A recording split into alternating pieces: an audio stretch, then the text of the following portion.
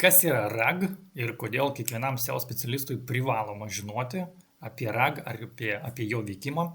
Kiekvienam verslininkui, kuriam rūpi AI matomumas, dabar yra ant bangos AI, kiekvienam verslininkui pageidaujama suprasti tam, kad žinoti atsakymą, koks yra skirtumas GEO, SEO, AEO ir panašiai. Gerai, kas yra RAG? Angliškai Retrieval Augmented Generation, kertinis žodis čia yra generation, generavimas, tai yra atsakymo generavimas. Retrieval yra traukimas, tai būtų informacijos traukimas šiuo atveju, augmented papildytas. Tai informacijos traukimas pirmas žingsnis, atsakymo generavimas būtų antras žingsnis. Kodėl apie tai reikia žinoti? Nes visi LLM tai yra Gemini, ChatGPT, Claude, Perplexity, Copilot, dabar tai yra LLM. Jie traukia informaciją naudojant RAG metodus. RAG tai paprastai žmogaus užklausa suformuoja klausimą, siunčiamas užklausas į paieškos sistemą, iš paieškos sistemos gaunami atsakymai, apdorojami ir generuojamas, dėl ko sakiau, kad yra generavimas kertinis žodis, generuojamas atsakymas ir pateikiamas vartotojui. Kodėl reikia žinoti šį konceptą? Nes dabar visi kalba apie tai yra AEO, SEO, GEO ir labai daug nesupratimų šitą vietoj.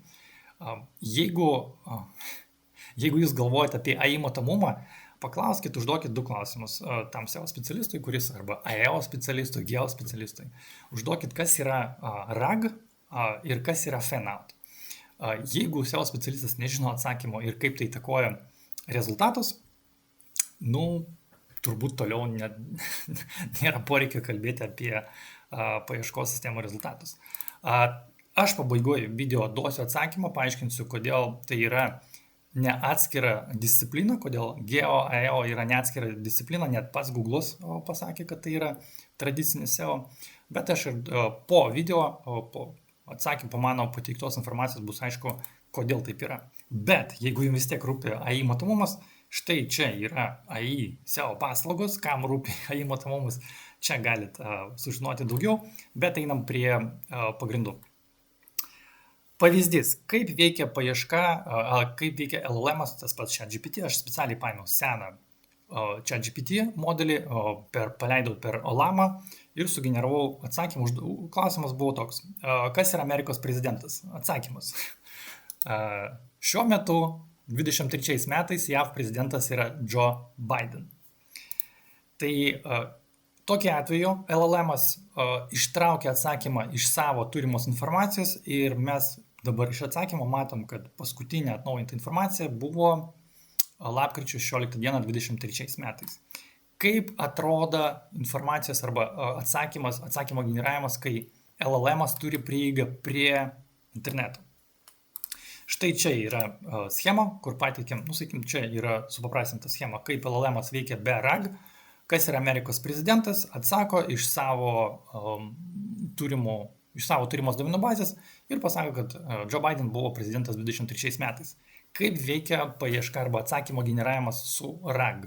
Kas yra Amerikos prezidentas? Siunčiama užklausa į internetą, surinkami patikimiausi šaltiniai, kurie atrodo Google'ui ar ChatGPT atrodo patikimi šaltiniai.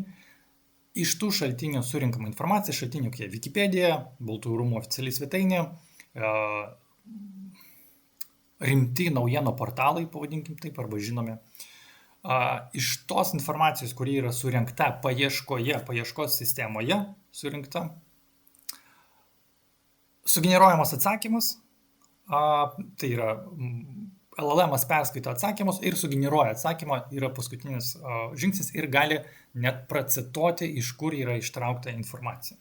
Taip veikia RAG, RAG turi įtakos. Dabar turėtų būti aišku, kaip generuojame atsakymą. Tai dabar pažiūrėti yra trys paprasti žingsniai.